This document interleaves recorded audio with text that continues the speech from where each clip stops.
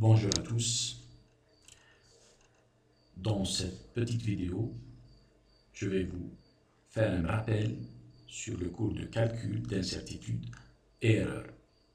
Comme vous le savez, le concept d'incertitude en physique ou dans toute autre science, comme en biologie aussi, est un concept très important.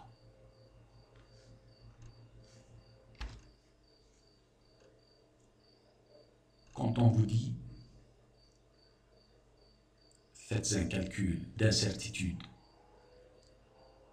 sur un problème, par exemple, le nombre de fourmis sur la planète Terre. Il y a combien de fourmis sur la planète Terre? La réponse à cette question nous emmène à calculer les incertitudes. On ne pourra jamais répondre à cette question avec exactitude. On ne peut pas savoir combien de poissons y a-t-il dans les océans, ni le nombre de fourmis sur la planète Terre. Il y aura toujours une fourmi qui va se cacher quelque part. L'autre application de ce concept, c'est pour les bijoutiers. Une couronne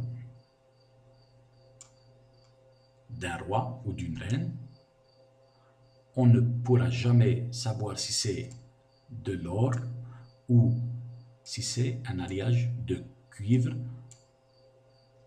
qui est moins onéreux. Pour répondre à cette question, il faut faire une étude ou un calcul d'incertitude. Sinon, on ne pourra jamais répondre à cette question et savoir si cette couronne est en or pur ou en alliage de cuivre. On va commencer par définir c'est quoi l'erreur en physique. Soit une grandeur physique A. On va appeler AV la valeur vraie de cette grandeur. On va appeler AM la valeur mesurée de la grandeur A. L'erreur par définition de la grandeur A est définie comme étant la différence entre la valeur vraie et la valeur mesurée. On vous donne ici un exemple d'application. On vous dit la masse d'un cerveau humain, d'un adulte, est égale à sa masse vraie. Donc sa masse vraie est égale à 1,37 kg. Un étudiant a mesuré ce même cerveau, donc le cerveau d'un adulte, et il trouve une valeur de la masse mesurée, ce petit m c'est pour dire mesuré, qui est égal à 1,31 kg. L'erreur sur la valeur de la masse est delta m, l'erreur, est de 0,06 kg. On passe maintenant au type d'erreur. Il y a 3 types d'erreurs.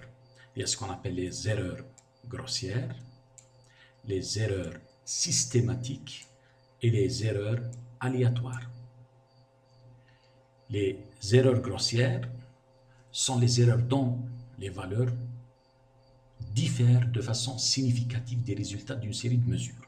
Si vous avez plusieurs mesures, par exemple la masse du cerveau humain, comme on l'a fait dans l'exemple d'application précédent, et il y aura un étudiant qui mesure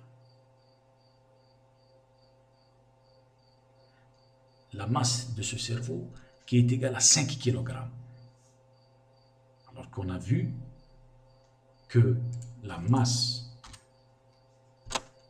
du cerveau humain, c'est 1,37. Et lui, il trouve 3 kg. C'est ce qu'on appelle une erreur grossière. Un autre exemple, mesurer la masse d'un litre d'eau et trouver 2 kg. Donc la masse d'un litre d'eau, normalement, on va trouver quelque chose aux alentours de 1 kg. Et cet étudiant, il trouve 2 kg. C'est une erreur grossière. On ne tient pas compte donc de ce genre d'erreur, de ce type d'erreur. On ne tient pas compte. Donc les erreurs grossières, dans un calcul, on ne tient pas compte de ces erreurs. Maintenant, les erreurs systématiques, ce type d'erreur affecte toujours un résultat. Systématique, ça vient du système, du système. Donc les erreurs systématiques, ça vient du système de mesure lui-même. Ce type d'erreur affecte toujours un résultat d'une manière soit toujours sous-évaluée ou toujours surévaluée par rapport à la valeur vraie. Il est propre au processus de mesure. D'accord? Exemple. Mauvais réglage de l'appareil de mesure. Appareillage non entretenu ou vieux. Il y a une mauvaise maintenance, par exemple. On passe aux erreurs aléatoires. Donc les erreurs aléatoires, dans une série de mesures, le résultat peut être sous-évalué ou surévalué, contrairement aux erreurs systématiques. Elles sont toujours sous-évaluées ou toujours surévaluées, alors que les erreurs aléatoires, non. Elles peuvent être sous-évaluées ou surévaluées. Exemple, le temps de réaction de l'expérimentateur lors de la mesure de la grandeur temps avec un chronomètre. Donc, des fois, l'expérimentateur, il appuie un peu plus son retard et des fois un peu plus en avance. L'erreur lors de la lecture due à l'expérimentateur. Des fois, l'axe de lecture, l'expérimentateur, il est incliné, des fois à gauche, des fois à droite. Donc, c'est des erreurs, ce qu'on appelle des erreurs aléatoires. On passe maintenant à la définition, on va donner une définition de l'incertitude. J'ai pris cette définition du livre Analyse d'incertitude de John Taylor. Donc, il dit que l'incertitude sur une mesure donnée exprime les efforts, donc il exprime les efforts des scientifiques afin d'évaluer l'importance de l'erreur commise. Donc, l'incertitude, ce n'est pas l'erreur. L'incertitude, elle exprime les efforts des scientifiques afin d'évaluer l'importance de l'erreur commise. Donc, remarque, l'incertitude ne représente pas une valeur, mais un intervalle. Donc, ce n'est pas une seule valeur, d'accord, mais un intervalle de valeurs. Alors que l'erreur, c'est une valeur bien définie. La valeur exacte de la mesure se trouve sûrement dans cet intervalle. Donc, si on fait la mesure, si on a bien fait le calcul d'incertitude, c'est-à-dire on a trouvé l'intervalle, ce qu'on appelle l'intervalle de confiance, la valeur exacte de la mesure se trouve ou se trouvera sûrement dans cet intervalle. On vous donne ici l'écriture scientifique des résultats d'une mesure donnée. Comment va-t-on écrire, doit-on écrire le résultat d'une mesure donnée? Soit A, donc une grandeur physique, AM, donc sa valeur mesurée. Et delta A, delta majuscule, son incertitude. Donc, l'écriture scientifique des résultats d'une mesure donnée est écrite sous cette forme. Donc, la valeur de la grandeur A est égale à la valeur mesurée de cette grandeur, plus ou moins, donc plus ou moins delta A, plus ou moins son incertitude. Il y a ce qu'on appelle les incertitudes relatives fractionnaires. Ça s'appelle aussi fractionnaire. On va commencer par l'incertitude absolue. Avant de passer aux incertitudes relatives, on va passer à l'incertitude absolue. Donc l'incertitude absolue d'une grandeur A, c'est delta A. Delta A, c'est ce qu'on appelle l'incertitude absolue. Donc la valeur vraie de la grandeur A, elle se trouve sûrement dans l'intervalle de la valeur mesurée de A moins son incertitude et la valeur mesurée de A plus, donc c'est un plus, son incertitude. Et delta A, l'incertitude absolue, il est toujours positif. Il est toujours positif. D'accord? Il faut faire très attention. Delta A, l'incertitude absolue, est la plus grande erreur qui peut être commise lors d'une mesure d'une grandeur physique. Donc AM plus delta A, c'est la valeur probable la plus élevée. AM moins delta A, moins son incertitude absolue, c'est la valeur probable la plus faible. D'accord? On passe maintenant à l'incertitude relative, ou dite fractionnaire aussi, d'une grandeur A, soit la grandeur A, AM c'est la valeur mesurée, delta A c'est l'incertitude absolue, l'incertitude relative, appelée aussi incertitude fractionnaire, est égale à cette fraction, à ce rapport. C'est delta A divisé par la valeur absolue de AM. L'incertitude relative, elle traduit la qualité, donc la qualité d'une mesure. On passe maintenant à estimation des incertitudes. On a dit que les incertitudes, c'est l'effort des scientifiques. C'est un effort. On parle alors d'estimation des incertitudes. On commencera par le cas des échelles de mesure. C'est quoi le cas des échelles de mesure? C'est tout simplement lorsque vous avez un système de mesure qui a des graduations ou un système d'échelles de mesure. Exemple, si vous avez une règle basique, un double décimètre si vous voulez, donc tout le monde en a un.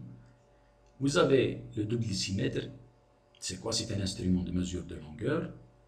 Il est gradué, donc 0 jusqu'à 1 cm avec des petites graduations en millimètres.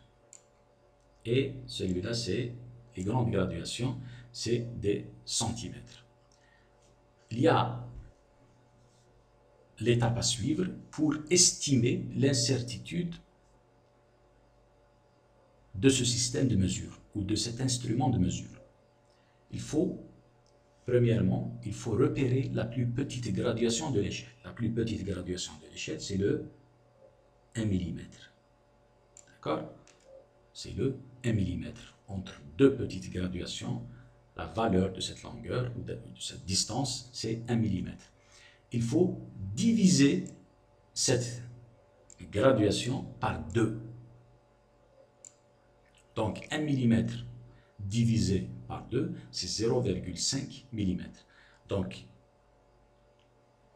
l'estimation de l'incertitude absolue, donc absolue, de cet instrument de mesure est delta L, c'est la plus petite graduation divisée par 2, on trouve 0,5 millimètres. Idem pour un ampère-mètre. L'instrument ampère-mètre, l'instrument voltmètre sont des échelles de mesure, des graduations. On prend la plus petite graduation et on divise par 2 et on va trouver son incertitude absolue. On passe maintenant au cas des mesures répétées. Donc c'est une étude statistique. On estime les incertitudes. Si vous avez des mesures répétées, on peut estimer les incertitudes. Comment? C'est tout simplement en cherchant ou en calculant la moyenne. La moyenne, c'est quoi? C'est la meilleure estimation. La moyenne, c'est la meilleure estimation. Donc la moyenne, A moyen, c'est A bar. Si vous avez fait des statistiques, c'est A bar. A bar, c'est quoi? C'est la somme des AI divisé par N. C'est la somme des valeurs que vous allez trouver, mesurer, divisé par le nombre de mesures. Vous allez trouver la moyenne. L'incertitude absolue, dans ce cas, delta A bar, ça veut dire la moyenne d'incertitude absolue, c'est ou est égal à la somme de I est égal à 1 jusqu'à N. N, c'est le nombre de mesures. Entre valeur absolue de AI, AI, c'est la mesure I, moins A moyen. L'incertitude relative est delta A bar, donc c'est exactement celui-là, divisé par la valeur absolue de A moyen. Donc, pour trouver l'intervalle de confiance, ce qu'on appelle l'intervalle de confiance, c'est quoi? C'est un intervalle où la valeur exacte de cette mesure ou de cette grandeur A est liée dedans, ici.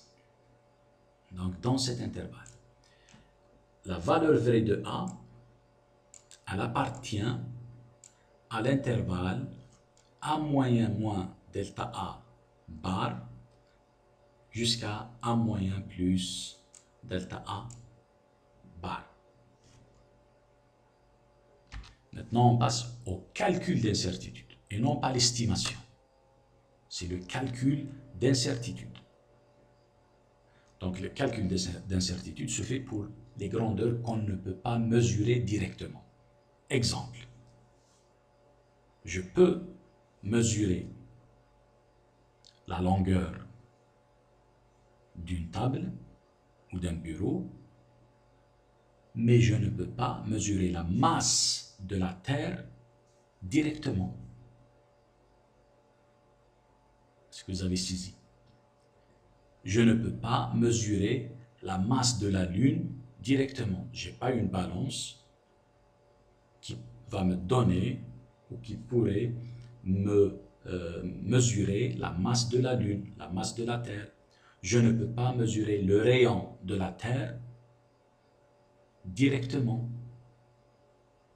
Donc, pour mesurer le rayon de la Terre, ou la masse de la Terre, ou la masse de la Lune, la distance interplanétaire, la distance interétoile, etc., on utilise des lois.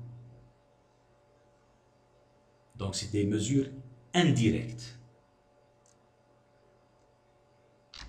Par exemple, La mesure de la longueur d'un amphithéâtre, par exemple, est une mesure directe. Hein? Donc, c'est une mesure directe. Alors que la mesure de l'énergie cinétique d'une voiture en mouvement est une mesure indirecte.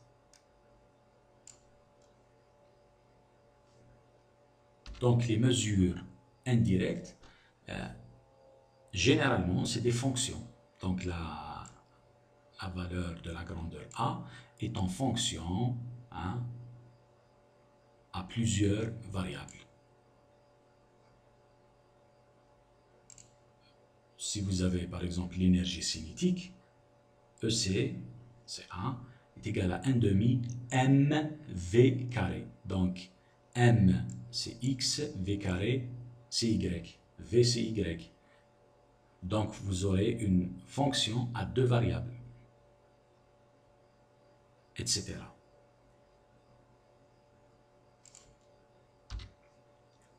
On peut calculer l'incertitude absolue et l'incertitude relative dans le cas des mesures indirectes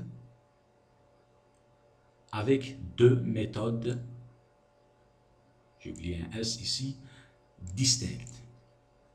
La première méthode, c'est ce qu'on appelle la méthode de la différentielle de la fonction logarithme. La deuxième méthode, c'est la méthode de la différentielle totale. La méthode de la différentielle de la fonction logarithme est tout simplement de trouver la différentielle totale de ln. Donc, soit A une grandeur physique, A est une fonction à plusieurs variables, ln de A, logarithme népérien de A, sa différentielle, la différentielle de ln de A, vous donne dA sur A. Exemple d'application, on vous donne ici l'énergie cinétique que tout le monde connaît, donc EC est égal à 1 demi mv carré. Si on utilise la méthode de la différentielle de la fonction logarithme, dans cet exemple d'application, pour trouver l'incertitude relative et l'incertitude absolue, on utilise la définition de la différentielle totale de la fonction logarithme. Vous avez EC égale à 1 demi mv carré, le logarithme népérien de cette fonction de 1 demi mv carré, on va utiliser la propriété de ce logarithme. Donc si vous avez des multiplications à l'intérieur de la fonction, avec le logarithme népérien, vous aurez des sommes. D'accord? Si vous avez une puissance, ça va devenir une multiplication. L'exposant va descendre ici, ça va devenir une multiplication. Donc, cherchons la différentielle de cette fonction. La différentielle est comme suit, c'est DEC divisé par EC est égal à la différentielle de 1 demi, c'est 0. C'est une constante. La différentielle de m, c'est dm divisé par m, plus la différentielle de 2 ln de v, c'est 2 fois dv sur v. Donc l'incertitude relative, delta EC sur EC, est égale à la valeur absolue de 1 sur m, delta m. Celui-là, c'est l'incertitude absolue, plus 2 sur v, la valeur en valeur absolue bien sûr, delta v, c'est l'incertitude sur la vitesse. Pour retrouver l'incertitude absolue, il faut multiplier par EC. Multiplier l'incertitude relative fois EC, vous allez trouver l'incertitude absolue de EC. Pour la méthode de la différentielle totale, toujours on prend A, une grandeur physique qui s'écrit en fonction de plusieurs variables, x1, x2, x3 jusqu'à xn.